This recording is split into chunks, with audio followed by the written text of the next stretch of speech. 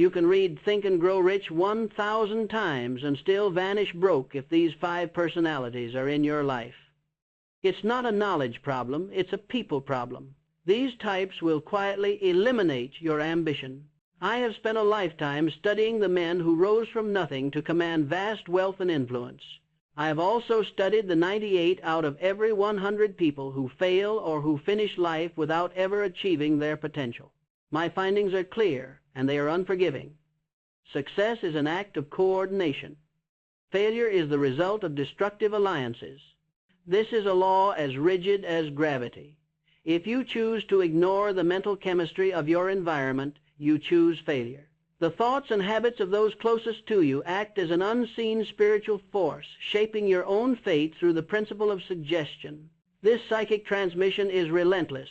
You are being programmed by your associations, whether you are aware of it or not. This constant mental influence establishes the boundaries of your possibility. If you are seeking a second start, if you feel held back by your environment, or if you have recognized that you have wasted years and are now beginning the climb later in life, you do not have the luxury of time to waste on the wrong people. The time that has passed requires you to act with a new level of precision and ruthlessness in defense of your ambition. The greatest crime is not having ambition, but allowing it to be ended by the company you keep. This is a betrayal of your own potential that you will live to regret deeply. The most dangerous enemy you face is often not in your own mind, but in the minds and habits of those immediately around you. You have been told that like attracts like, but this is more than a saying. It is a profound psychological and spiritual law that governs the composition of your mental world. Go into any cheap boarding house, and you will find people of the same general trend of mind associated together. Go into any prosperous community, and you will find the same. Poverty attracts poverty. Indecision attracts indecision. The average man is a mirror of his 5 closest associates. Their combined mental power or lack thereof is what sets the ceiling on your own progress. Your ceiling is determined by their collective floor. You are currently mirroring their lack of definite purpose. To change your financial destiny, you must do more than change your habits. You must identify and eliminate these 5 specific personality types from your inner circle immediately. If they remain, their negative mental vibrations will register in your own mind, ending your most definite aim. This is not about being unkind. It is about self-preservation and protecting your future. You must choose to be rich on purpose before you can be rich in pocket. The removal of negative influence is the first act of building financial integrity. We begin with the most common destroyer of ambition, the relative who causes great harm to you in the name of duty, the duty trap, overcoming the fear of criticism. You are broke because you are listening to people who love you but who do not understand success. They have built their lives on scarcity and obedience, often having settled for less than they were capable of. And they believe they are doing you a kindness by urging you to be safe, to wait, or to abandon your vision. They project their own limitations onto your potential. They fear what they do not comprehend, and your ambition makes their compliance look foolish. This fear of the unknown path is what they mistake for wise caution. They mistake their stagnation for stability. The first personality type you must eliminate from your inner circle is the well-meaning critic. This is usually a close relative, an older friend, or a long-term associate who causes great harm to your initiative by playing directly on your deepest, most crippling weakness, the fear of criticism. This fear is one of the 6 basic fears that cripple mankind. It is the insidious dread of public opinion that makes men bury their genius, choosing the false safety of obscurity over the reward of boldness. This fear manifests as the guilt you feel for pursuing ambition that your circle cannot understand. Have you heard this voice in your mind? What will my family say? They think I'm crazy for starting over. I can't leave this job because I owe it to them. This is the silent saboteur, using manufactured loyalty as a weapon against your destiny. This manufactured loyalty is nothing more than a demand for conformity, a collective insistence on your staying small so that they may feel comfortable. The language of this fear is always we, never I. This fear is often the most difficult to overcome because it masquerades as affection or loyalty. Countless numbers of men and women permit relatives to wreck their lives in the name of duty because they fear criticism. But listen closely, and let this truth become the iron core of your resolve. Duty does not require any person to submit to the ending of his or her personal ambitions. You do not owe anyone your mediocrity. Your duty is first to your own definite chief aim, for only by achieving it, only by commanding your own life, can you truly serve others with abundance rather than with scarcity. A life of compromise is a poor legacy to leave your children, teaching them only to surrender. These people are not malicious, but they are dangerous. Their intent may be to protect you from failure, but the actual result is the termination of your self-confidence, your boldness, and your willingness to act. They are the drag anchor on your ship of dreams. Their criticism is the heavy taxation on your potential. Every doubt they plant is a delayed action bomb in the foundation of your future wealth. Look at the history of invention. When Guglielmo Marconi announced that he had discovered a principle through which he could send messages without wires, his friends and family had him taken into custody and examined in a psychopathic hospital. They took him because they feared he was mad. Marconi had encountered the well-meaning critic on a grand scale, the full force of society's ridicule and disbelief. Had he submitted to their fear and allowed their criticism to stop him, the world would have lost the wireless telegraph. Instead, he overcame the fear of criticism and persisted with an iron will. He understood that the greatest ideas are often met with the most violent opposition from small minds, and that genius must protect itself from the tyranny of popular opinion by acting with the persistence of faith. He refused to let the smallness of their vision dictate the greatness of his purpose. The man who refuses to leave the back row of life, the one who settles for mediocrity, is often paralyzed not by lack of ability, but by this same fear. He believes he cannot afford the ridicule that comes with definite, visible action. But I tell you, you cannot afford the cost of inaction. That cost is a lifetime of regret and the slow passing away of potential. It is the heaviest price you can pay because it involves the sacrifice of your initiative. You must recognize that close friends and relatives often handicap you through opinions and ridicule, sometimes meant to be humorous, but which cause great harm to the very self-confidence you are struggling to build now in the middle of your life. These are the people who, upon hearing your definite aim, will instantly suggest a reason why it will not work, why the market is too crowded, or why you are too old to try. Their words are the chains of their own limited vision, and they are attempting to lock you into their cell. Their advice is only as valuable as the success they have achieved themselves, which is usually none. This personality type attacks you at the level of the subconscious mind by feeding it negative autosuggestion. You have already wasted enough time. You must now act with the decisiveness that only comes from knowing your own mind and commanding your inner world. I will give you 3 immediate, practical action steps rooted in the principles of autosuggestion and decision that will insulate you from this poison. Action step 1, close the doors. You must recognize that you have the power to close the doors of your mind tightly against all people who depress or discourage you in any way.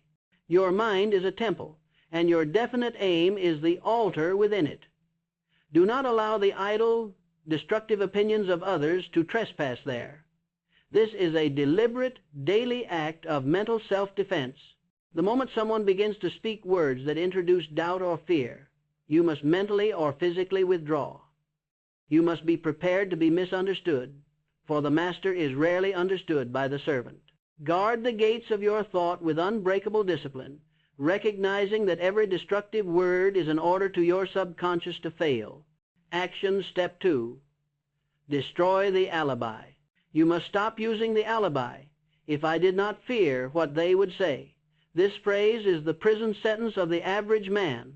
The moment you catch yourself making a decision based on the hypothetical judgment of others, you must stop. Replace that alibi with a definitive statement of personal accountability. I am responsible only to my definite chief aim and the law of perpetual growth. The only valid criticism is the one you make of yourself when you fail to act, not the opinions of those who have already surrendered their dreams. The opinions of others are merely noise until you give them power. Your definiteness must become the shield against their doubt. Action step 3, the mirror technique. This final step is an application of autosuggestion to break the grip of external influence. Every morning, stand before a mirror, look at the person in the glass, and tell yourself aloud that you will no longer be influenced by those who do not understand you.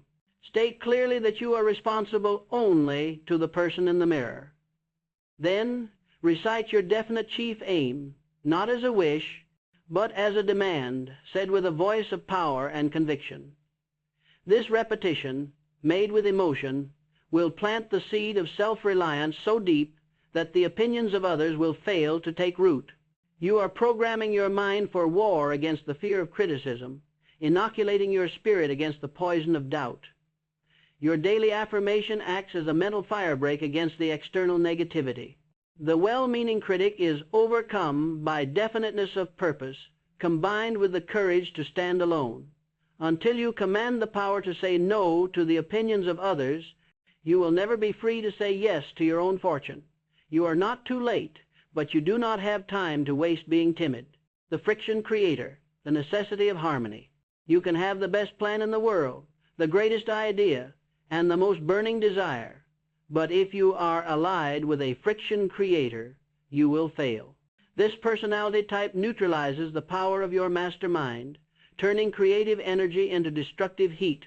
This is the silent electrical leak that drains your entire system, wasting the psychic force required for true wealth creation. It creates an atmosphere of mental conflict that makes definite, sustained thought impossible. I have spent years studying the mastermind groups of the world's greatest leaders, from Andrew Carnegie to Thomas Edison. My research proves that harmony is the first law of success in any joint effort. When two or more minds are coordinated in perfect harmony, the psychic energy created is powerful enough to achieve any aim. This is the multiplication of thought, resulting in a third mind that transcends the individual capacity, a synergy that cannot be achieved alone. But if you are in a business or personal partnership with someone who creates friction, who introduces conflict, doubt, or antagonism, your mastermind turns into a destructive, draining force. The psychic energy is wasted in conflict, and the group intelligence drops to the level of its least harmonious member. It is better to work alone than to work in conflict, for conflict guarantees zero yield.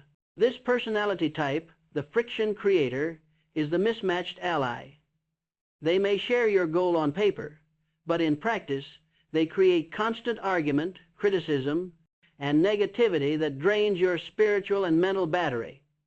This can be a business partner who is secretly jealous of your success, or a spouse who is constantly negative about your financial decisions. Jealousy and intolerance are the deadliest enemies of the mastermind principle. These emotions are pollutants in the shared mental reservoir, and they attract failure like iron filings to a magnet. They substitute productive action with verbal disputes. The pain here is not that of failure, but of exhaustion. You spend more time managing conflict than commanding production. Your mastermind becomes a war zone, and your energy is entirely consumed in constant arguing. You are constantly fighting against the grain, and that lack of harmony guarantees defeat. You are paying a price in psychic energy that no amount of material gain can ever repay, because you are trading creative genius for defensive weariness, burning your precious time on internal disputes. I recall the story of the two owners of a prosperous school. They were successful because they worked together with a definite aim and complete harmony. However, they married women who argued constantly over something as trivial as piano playing. The husbands took up the argument of their wives, became bitter enemies, and the bones of that once prosperous school now lie bleaching in the sun, a monument to intolerance and lack of harmony. The result of that disharmony was total ending, a vivid illustration that emotional failure precedes financial collapse. The lack of mental coordination destroyed the business faster than any economic downturn could have, proving that internal chaos is the fastest path to ruin. This is not only true in business, it is true in the home. If your primary partner is a friction creator, they will subtly introduce the fear of poverty into your mind, not through what they say directly, but through their constant state of negative critical thought. They are poisoning the very air of your environment, preventing the peaceful concentration required for definite planning. I give you 3 laws of alliance that must govern your relationships, derived directly from the mastermind principle. Action step 1, audit your alliances. You must remember that if you are bound by antagonistic alliances, relationships that introduce consistent friction, jealousy, or bitterness, the alliance must be broken or the end is defeat. It is far better to meet the criticism of society for having broken an alliance than to be dragged down to failure by it. Conduct an immediate audit of your inner circle. Who leaves you feeling energized, and who leaves you feeling drained and defensive? The latter must be moved to the outer perimeter of your life. You cannot build an empire if your architect is constantly fighting your builder. Protect your peace as if it were currency, because it is the foundation of your mental capital.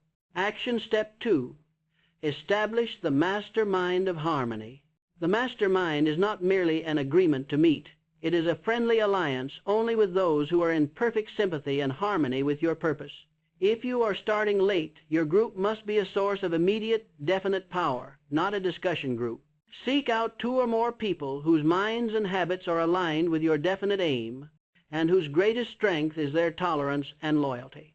This group, once established, becomes the coordinating force that multiplies your individual effort, generating the third mind that is always richer than the sum of its parts. It is the unified mental front against all opposition, a powerful defensive and offensive mechanism. Action step 3, apply the rule of replacement. This is the rule of the millionaire. If a member of your established alliance or mastermind creates friction, remove them. Andrew Carnegie, in building his massive steel empire, had to replace members of his mastermind who, due to personality or temperament, could not adapt to his loyal requirement of harmony. Your ambition, your financial future, and your second start are too valuable to be held hostage by the weak disposition of an associate. Replace the friction with harmony immediately. The man who cannot be loyal to the group's definite aim must be shown the door without hesitation. Loyalty to your definite aim must always supersede loyalty to a failing relationship. Understand this. 2 minds will not blend, nor can they be coordinated unless the element of perfect harmony is present. Lack of harmony is the first, and often the last and only, cause of failure.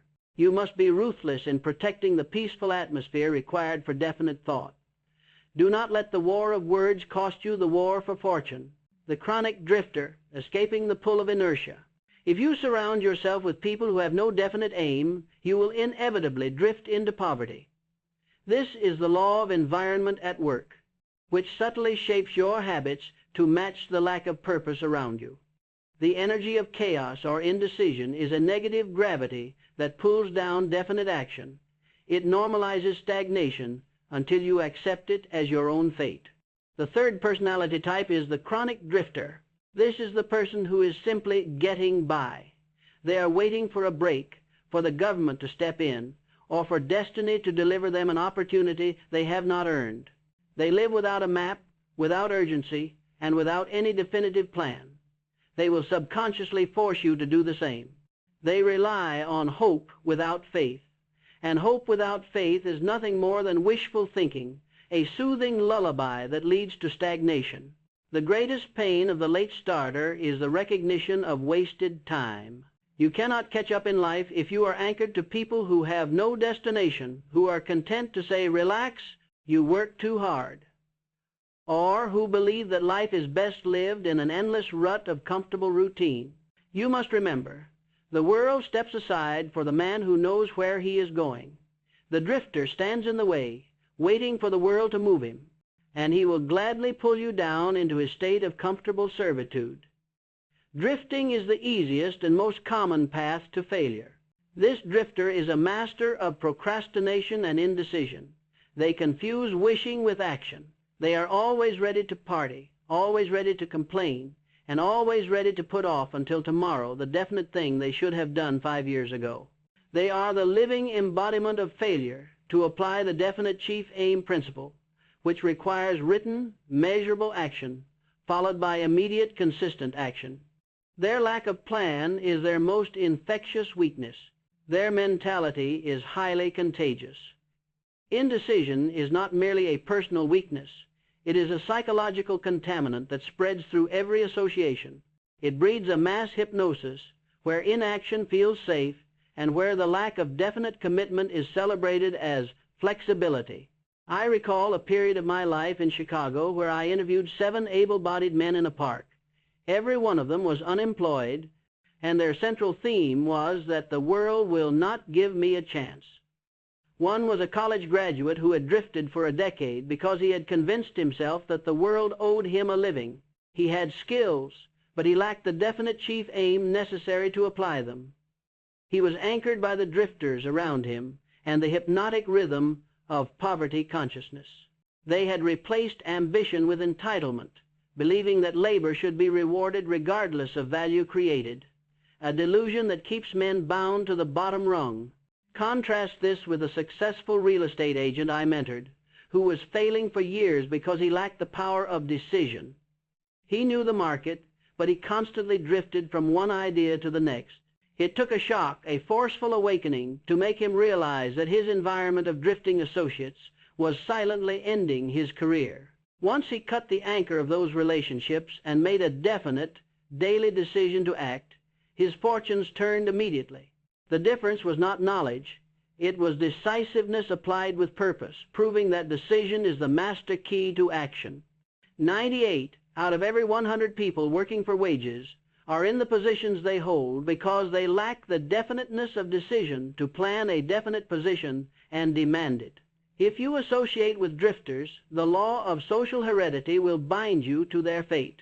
The poverty of their purpose will become the poverty of your pocketbook. You must break the hypnotic rhythm of their procrastination.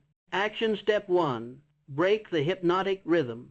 You must immediately realize that indecision and procrastination are contagious. Stop associating with those who drift, those who are waiting for permission to live, and those who constantly speak of what they will do tomorrow. Their inertia will transfer itself to your subconscious mind and pull you back into the rut you are trying to escape. Limit your time with them and eliminate them as sources of counsel. Your decision to cut them out is the first step toward reclaiming your time. Your speed must be the antithesis of their delay. Act first, correct later. Never wait for perfect clarity. Action step 2, the daily action formula. Your mind needs a new rhythm. Write out this pledge and recite it aloud every morning until it becomes a core part of your subconscious programming. I know that procrastination is a grievous enemy. It has cost me time, but I will eliminate this habit by doing some one definite thing each day to advance my definite chief aim without anyone telling me to do it. This is the cultivation of initiative, the habit of doing what ought to be done without being told. This single habit is the difference between the servant and the master, and it is the only way for the late starter to catch up by making up for lost time through intense, directed action. Your pledge is a binding contract with yourself, enforced by your persistence. Action step 3, change your environment. I suggest that if you are in a city or a group with a negative mass psychology, a place where the predominant thought is complaint, poverty, and waiting, you must physically or mentally remove yourself to find success. You must seek out a place or a group where the spirit of abundance and definite action is the ruling force. If you cannot move your body, you must move your mind through the books, the mentors, and the information you consume. Your mental environment is the only environment you have full control over. Shield yourself from the mass thought of mediocrity.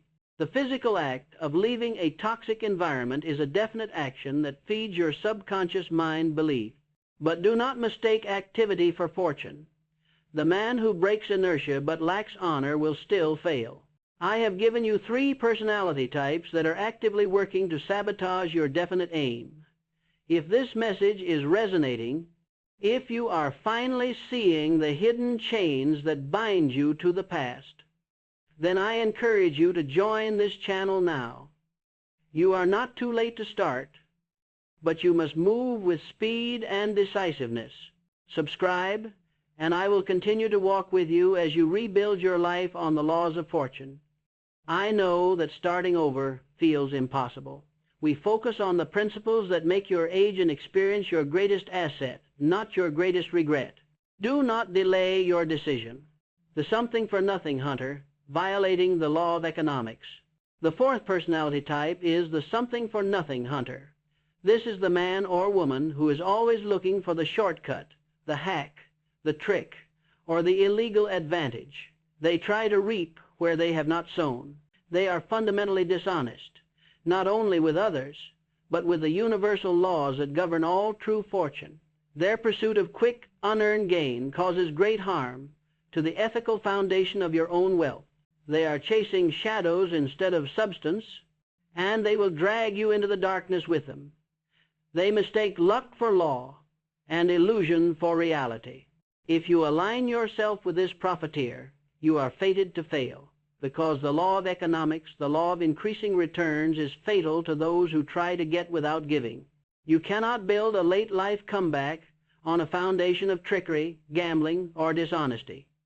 Wealth built on illusion collapses when true accounting is demanded. The universe demands a fair price for every enduring fortune, and that price is equivalent service rendered. This personality type believes the world is a game of chance, that prosperity is a lottery, and that a fortune can be built on sharp practices.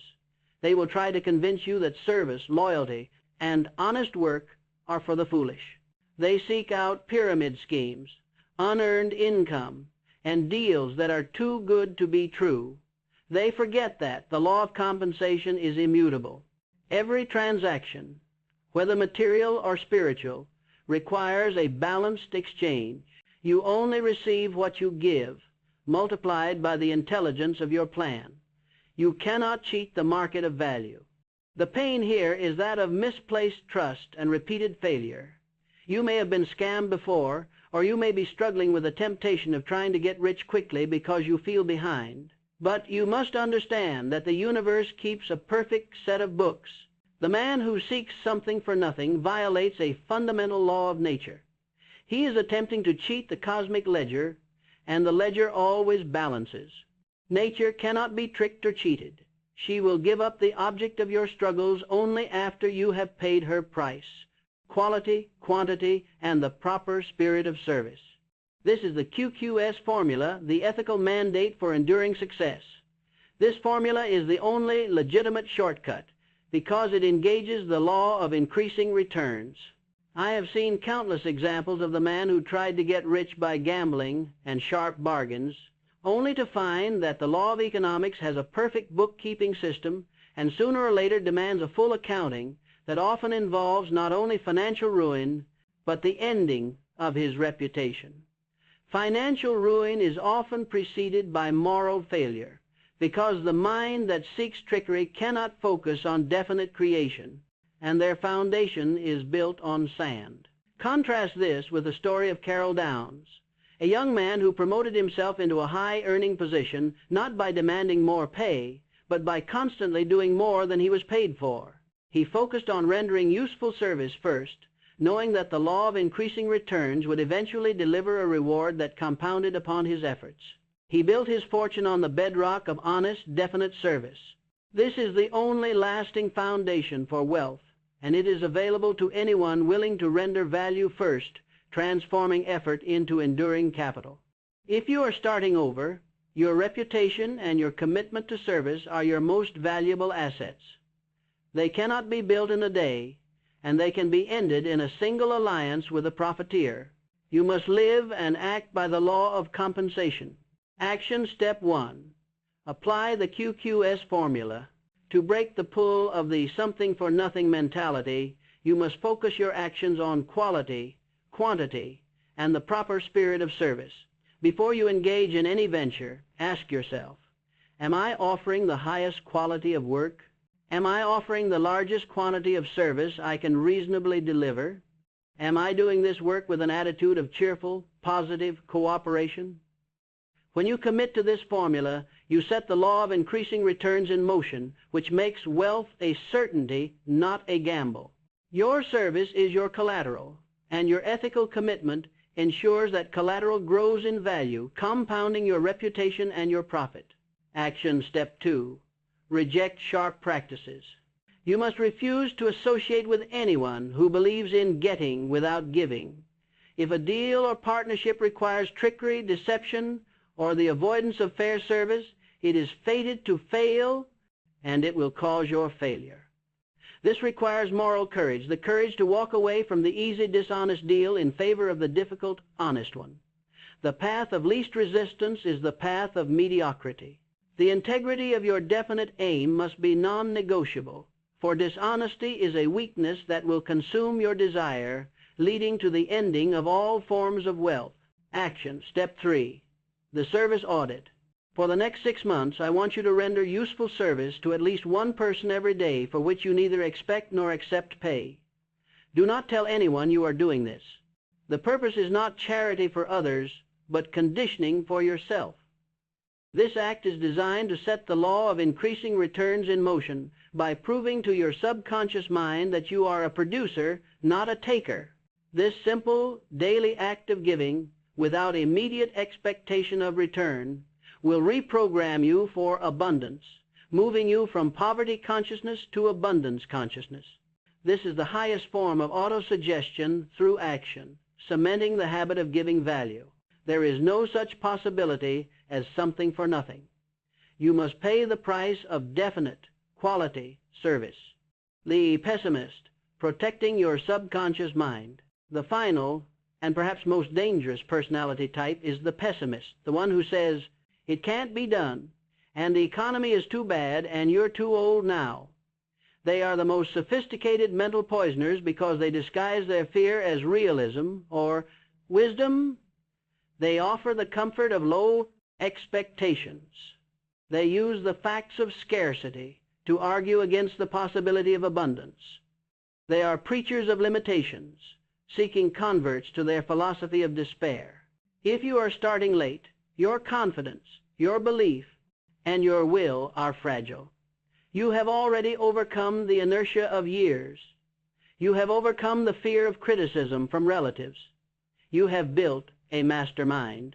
But one pessimist can cause great harm to the work of half a dozen competent people by setting adrift the thought of poverty and failure. They are a mental poisoner who can single-handedly end the faith you have built by feeding the dormant fear of poverty in your mind. Their negative thoughts are a psychic plague. This type loves to spread toxic negativity. They consume all the bad news, recite statistics of failure, and offer a tale of woe to anyone who will listen. They are anxious about the economy. They believe the world is rigged against them, and their only form of action is complaint. Their dominant thought is the fear of poverty, which is a form of negative autosuggestion they broadcast to everyone around them.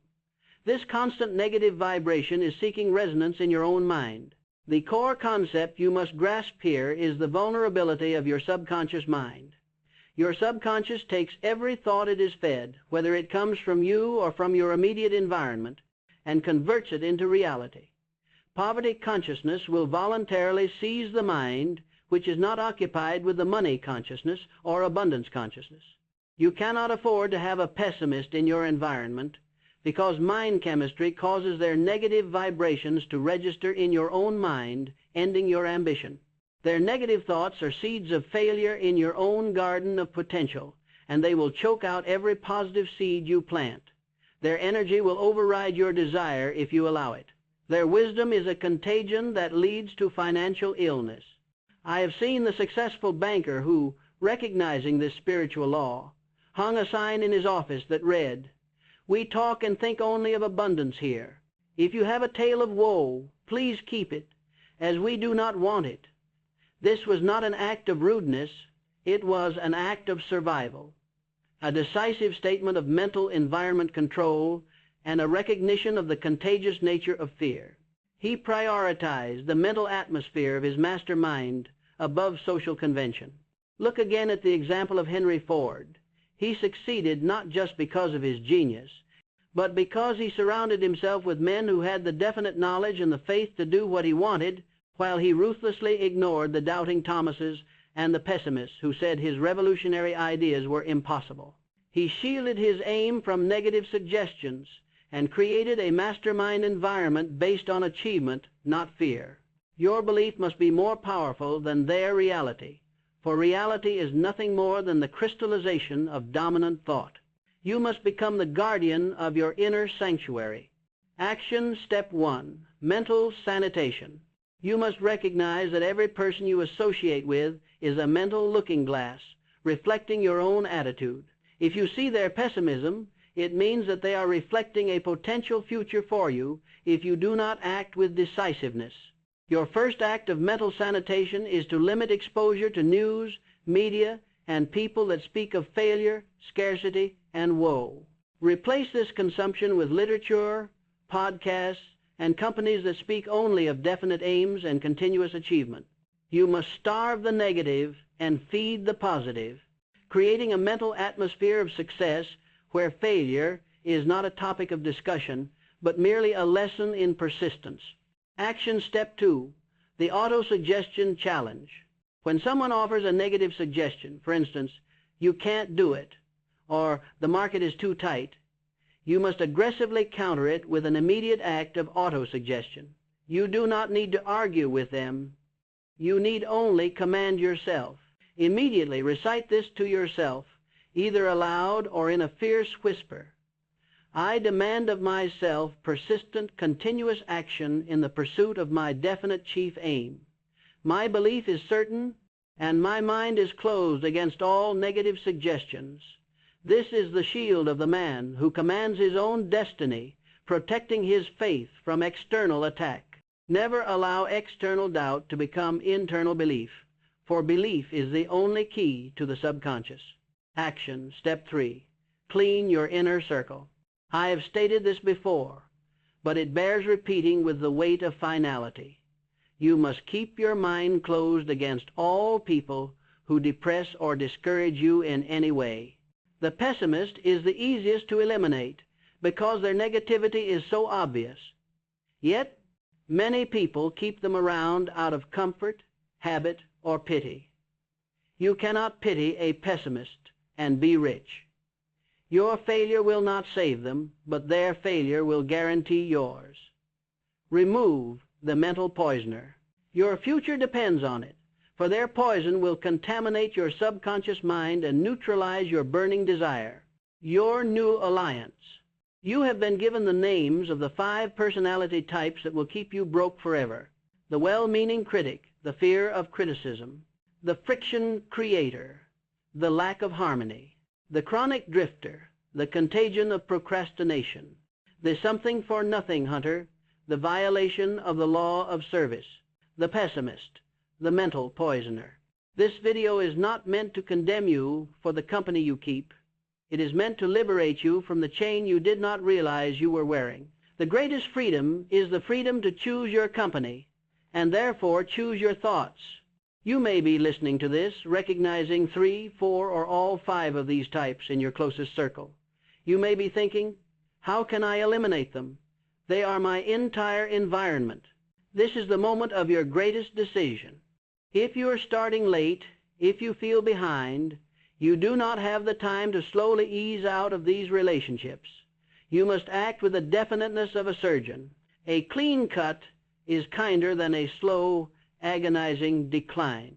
The pain of discipline is far less than the pain of regret. You are not too late to begin, but you do not have time to waste on destructive alliances. I want you to leave a comment below and answer this question honestly. Which of these 5 personalities is the one you must cut out today to free your definite aim?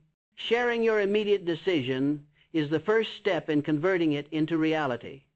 Let me and the community of builders here support your decision. The law of substitution, building your fortune's wall. To eliminate these 5 negative types, you must apply the law of substitution. Nature abhors a vacuum. You cannot simply cut away the bad. you must immediately replace it with the good. You must consciously build the environment you need for success, filling the space with positive, definite purpose. Your mind is a field. You have just removed the weeds of negative influence. You must now plant the seeds of your fortune. The man who rises in the middle of life to claim his second start understands that he must create a new environment that supports his ambition, using the mastermind principle. Your new inner circle, your fortune's wall, must be built of these 4 pillars. Pillar 1, the man of definite aim, the leader. This is the person who has a written, clear, measurable objective. He does not wish, he commands. You need his energy, his clarity, and his power of decision. He teaches you through his actions, not his words. This person provides the map for your efforts, saving you years of wandering. He keeps the vision fixed and the steps ordered, showing you how to convert desire into reality. Pillar 2, the man of specialized knowledge, the expert. This is the person who has the knowledge or skill you lack but need. This person ensures your action is not wasted on guesswork. They possess the specialized knowledge that can cut years off your learning curve and make your efforts immediately productive. They provide the leverage you need to multiply time, allowing you to compress decades of effort into years. They transform raw desire into tactical effectiveness, guiding your organized planning. Pillar 3, the man of unwavering faith, the believer. This is the person who, even when the world doubts, holds the vision with fierce certainty. He is your reminder of the power of autosuggestion and persistence. He will not let you stop, because his faith in the ultimate success of the plan is absolute. This person provides the fuel for your desire, acting as a spiritual battery when your own energy is low. He reinforces your belief when fear attempts to creep back in, sustaining your faith. Pillar 4, the man of continuous service, the giver. This is the person who understands the law of increasing returns and is obsessed with providing value, not just receiving pay. He anchors you to the truth that fortune is built through quality, quantity, and spirit of service. He ensures that your ambition remains noble, ethical, and rooted in the eternal law of compensation. This person provides the foundation of your enduring wealth, ensuring your success serves a greater good, which is the only guarantee of lasting power. These 4 men or women are the foundation of your mastermind. They are the true reflection of the attitude you need to master. You must seek them out in person, in books, in mentors, and on channels like this one. You must seek them out in the books they wrote, the definitive plans they publish, and the associations they build. Your mastermind can be built in the physical world or the mental world, but it must be built with intent. The power of the group mind is the greatest tool for rapid advancement, compounding your belief and your effort, especially when starting late. Remember this, your life is the sum total of your mental and physical environment. Your thoughts are influenced by the thoughts of those you associate with most closely. You must make the conscious, deliberate decision to only associate with people who will inspire you to live up to the standard you have set for yourself. The final warning I give you is this. Your decision to move from the middle row of life to the front row will be met with resistance. The 5 personality types you are leaving will not exit quietly. They will try to pull you back with criticism, guilt, and emotional blackmail, all disguised as love. Their fear will fight your courage, but your definite aim must be the stronger force. Your power lies in your persistence and your unshakable faith in your own definite aim. If this message has given you the courage to take a step toward freedom, then I urge you to share it. Send this to the person you know who is tired of living a life below their potential, the one who is secretly worried that it is too late, but still hopes it is not. You cannot save the drifter, but you can awaken the aspiring leader. This message may be the only thing that breaks the chain of their destructive environment. You have seen the chains, the fear of criticism, the poison of friction, the passed away weight of procrastination, the violation of the law of service, and the destruction of pessimism. But you have also been given the key, the power of decision and the law of the master mind. If you are still breathing, still hearing these words, it means it is not too late for you. Your age is not an obstacle. It is a deposit of specialized knowledge and experience that only needs to be directed by a definite aim. You have recognized the lie, and you have identified the liars in your circle. Your new life begins now. At the moment you make the non-negotiable decision to leave the 5 personalities behind and build your fortune's wall with the 4 pillars of abundance, start now. Move with speed. Decide with finality. This channel walks with you on the path of definite, persistent growth. You are not too late.